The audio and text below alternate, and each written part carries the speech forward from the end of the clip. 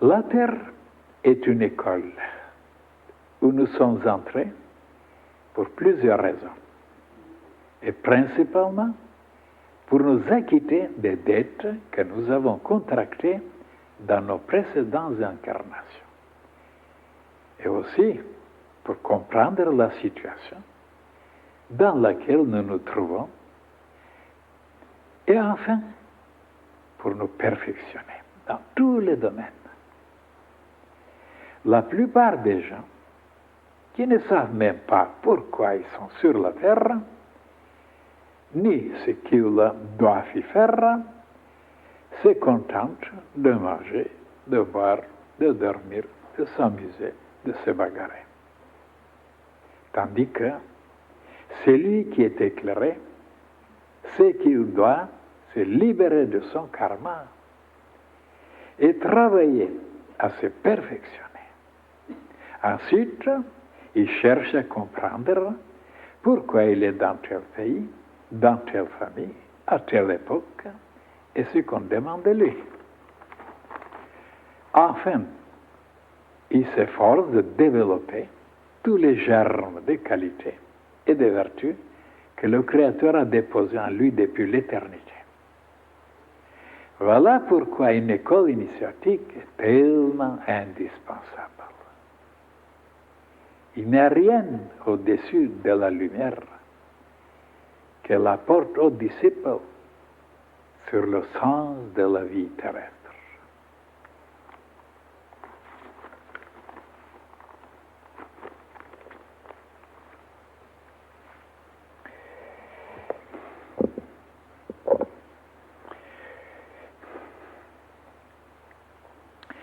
Dans cette page, mes chers frères et sœurs, tout est tellement clair que ça ne vaut pas la peine de dépenser du temps et du temps pour vous expliquer.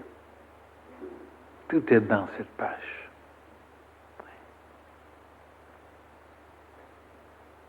D'ailleurs, vous vous souvenez, j'ai parlé déjà sur ce sujet depuis des années. Bien sûr, sur toutes ces formes, sans répéter exactement les mêmes sujets, mais quand même, je sens déjà que les frères et les sœurs, ils ont une clarté, une lumière dans leur âme, dans leur cœur, dans leur esprit. Comment vivre, comment se comporter, comment penser, comment se nourrir, comment respirer, comment aimer, et même comment mettre des enfants au monde. Tout est clair.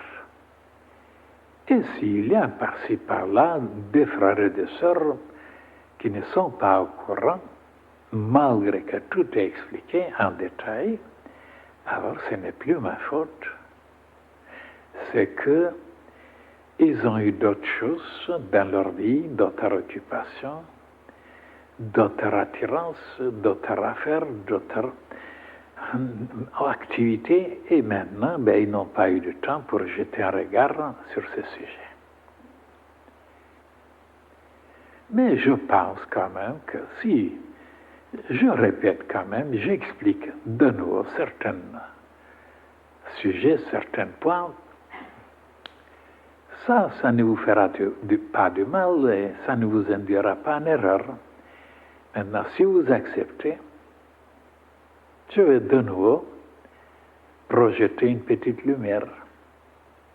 Tout d'abord, il est dit dans cette page que la majorité ne pensait pas, ne se rendait pas compte pourquoi on est sur la terre.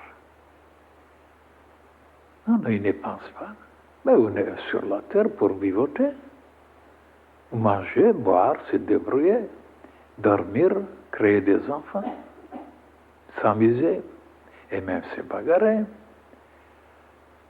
Les 9/10 de l'humanité pensent que c'est comme ça. Et très peu, ils sont éclairés. Ils pensent qu'on est venu sur la terre parce que la terre, c'est une région qui n'est pas tellement magnifique, tellement parfaite, tellement lumineuse, tellement légère, tellement subtile. Tout est dense, tout est épais, tout est terne. Il faut donc souffrir, passer des journées terribles, et des maladies, et des souffrances, des ennuis, des embêtements. Et pourquoi? Voilà, pour liquider quelque chose, pour payer quelque chose, pour se libérer de quelque chose. Et voilà ce que la science initiatique nous révèle. On est ici pour plusieurs raisons. Premièrement, pour comprendre tout d'abord pourquoi on est ici sur la Terre quand il y a tellement d'autres régions dans l'univers. Il y a tellement d'autres régions. Donc, on vient de quelque part ailleurs et on vient sur la Terre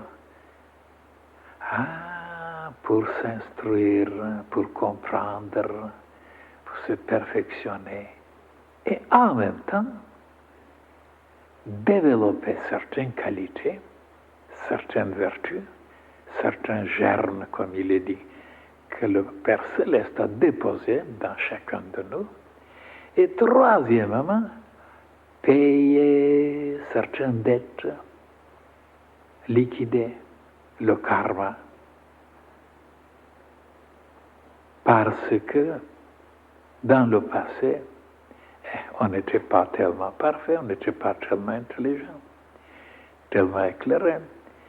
On s'est permis de commettre beaucoup de choses qui n'étaient pas d'une inspiration du ciel, de l'individualité, de l'esprit, mais c'était des penchants, des désirs, des souhaits qui venaient de la personnalité, cette partie de nous-mêmes qui est animale, qui donne de très mauvais conseils. Et la majorité, qui ne sont pas éclairés, bien sûr, ils suivent les conseils de la personnalité. Et de cette façon, on transgresse beaucoup de lois, on s'approprie de beaucoup de choses de l'autrui, on saccage, on abîme beaucoup de choses, on démolit, et de cette façon, comme tout est inscrit après, parce qu'il y a une loi qui s'occupe de l'enregistrement, que tout est copié, tout est enregistré, tout est noté, et qu'un beau jour, on doit payer parce qu'il y a une justice cosmique. Et voilà les trois choses qui existent. Alors, quand le disciple maintenant croit, il est convaincu, il croit ses maîtres qui lui expliquent, et comme il sait que leur maître ne les trompe pas, parce qu'il n'a aucun intérêt pour les tromper, puisqu'il travaille gratuitement, il n'a aucun désir d'en profiter, de gagner, et c'est pour cette raison qu'il travaille gratuitement. Et de cette façon, le disciple qui a confiance dans l'honnêteté, dans la noblesse de son maître, il croit que ça doit être vrai. Et il tâche après de liquider, de payer, de se débarrasser et de toutes ces transgressions qu'il a commises dans le passé. Et c'est ça justement l'explication de ces souffrances, de ces maladies, de tous les malheurs qu'on passe ici sur la terre. Et comme la religion chrétienne, elle ne croit pas à ces choses-là, ni à la, n'est-ce pas, la réincarnation. Et alors, il y a des choses, mais alors abracadabra à ce sujet, en disant que c'est le bon Dieu qui a bien voulu nous punir comme ça, sans raison, parce que ça lui faisait plaisir. Il n'y avait pas de raison pourquoi quelqu'un est anéanti presque, malade dans les hôpitaux ou assassiné, quand il n'a rien fait. Et puisqu'il n'a pas de réincarnation, il est venu chaste et vierge, et le bon Dieu, ça lui a plu de le massacrer. Donc il ne croit pas, les chrétiens, qu'il y a un karma à payer. Autrement, ça devient tellement injuste, tellement grossier, tellement... C'est invraisemblable Pourquoi certains qui doivent souffrir et d'autres vivent dans l'opulence, dans la joie, dans le bonheur, dans la liberté? Et vous voyez, pour la mentalité chrétienne, il n'y a pas de réponse. Et c'est comme souvent je disais, alors qui doit être condamné, qui doit être, vous voyez, jugé? Eh bien, c'était le Seigneur. Parce que le Seigneur, il fait ce qui lui chante par la tête. Il ne connaît pas la justice. Et alors, pourquoi il doit le punir même? Les pauvres, quand ils n'ont rien fait, ils ne sont pas fautifs, ils ne sont pas coupables. C'est lui qui les a créés comme ça. Il a dit. Alors pourquoi il les a créés tellement malhonnêtes, tellement méchants, tellement laids, tellement moches, tellement stupides et cruels, quand il pouvait un petit peu les façonner autrement, parce qu'il avait toute la glaise à sa portée, et il avait toutes les possibilités de les rendre géniaux, de les rendre des divinités. Ben, on ne sait pas même pourquoi, il les a créés comme ça, malhonnêtes, et après, ben, il les punit. Pourquoi il faut les punir? Et après, attendez, pour la punition aussi, je disais dans le passé, ici sur la terre, il y a quand même des juges qui punissent certains criminels. Et comment ça se fait qu'ils se réunissent, ils tergiversent, ils étudient les conditions, et ils trouvent que quelqu'un doit être en prison 2 mois, un autre 2 ans, un autre 20 ans, et quelqu'un à perpétuité. Donc ces juges-là sont plus justes que le Seigneur. Parce qu'ils donnent ce que l'homme a mérité. Tandis que le bon Dieu, il les met pour l'éternité à souffrir. Quand il fallait les condamner pour quelques-uns, puisque les crimes qu'ils ont commis n'étaient pas tellement pour être condamnés pendant l'éternité. Donc il y a beaucoup de choses invraisemblables et la chrétienté continue à croire à toutes ces insanités. Et c'est pourquoi ils n'avancent pas. Ils n'évoluent pas, les chrétiens. À certaines, oui. Parce que, quand même, ils travaillent avec la bonté, avec le sacrifice, avec l'abnégation et avec la foi. L'amour, oui. Mais je parle pour la majorité. La majorité n'avance pas, n'évolue pas. D'ailleurs, pour être rassuré, allez voir maintenant, toutes les prisons, tous les hôpitaux, tous les cimetières sont pleins de chrétiens. Oui. Il n'y a pas de bouddhistes ici. En Europe, c'est des chrétiens, tous en prison. Oui. Et Tao ici, il n'y a pas. Oui. Alors, mes chers frères et sœurs, où est le raisonnement maintenant? Donc voilà ces 3 choses-là. Donc on vient sur la terre, premièrement, pour comprendre. Et pour comprendre, maintenant, on ne peut pas comprendre les choses si on est tout seul. Même en lisant des livres, en parlant avec les humains, qui ne sont pas tellement avancés non plus. Et il faut trouver des vrais maîtres. Des maîtres qui sont instruits en haut, qui apportent une richesse, des qualités de vrais, qui sont vivus dans la pureté. Alors, en s'instruisant auprès d'eux, on comprendra beaucoup de lois, beaucoup de vérités, beaucoup de méthodes, beaucoup de moyens. Et après, ils auront le désir de développer les qualités et les vertus qui sont dans l'âme et dans le cœur. Et après, ils se mettront à réaliser sur la terre. Mais tout d'abord, la réalisation ne peut pas se faire si on est ligoté, si on est enchaîné, si on est écrasé. Tout d'abord, il faut se libérer pour pouvoir, n'est-ce pas, réaliser les choses. Et pour se libérer, il faut payer. Parce que si on ne paye pas les dettes qu'on a commises, on ne peut pas se libérer. En payant, en sacrifiant quelque chose, parce que pour payer, il faut faire des sacrifices. Et comme les humains n'aiment pas faire des sacrifices, ils ont peur des sacrifices, ils gardent tout pour eux-mêmes, alors le karma, ils le transportent, le karma, pour les prochaines réincarnations.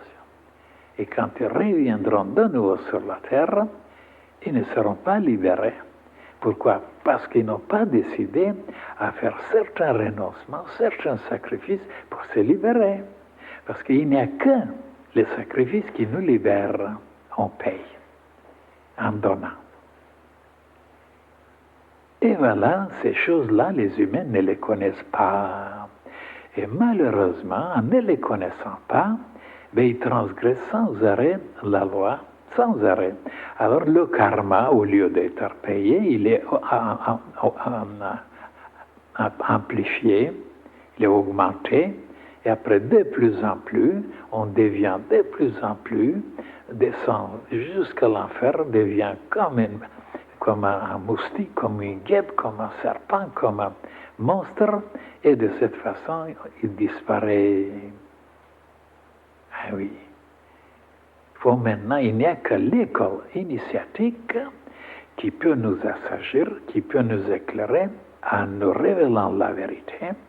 Et de cette façon, le disciple commence à travailler comme il faut sur eux-mêmes et sans avoir peur maintenant de faire des efforts, de travailler, de s'exercer.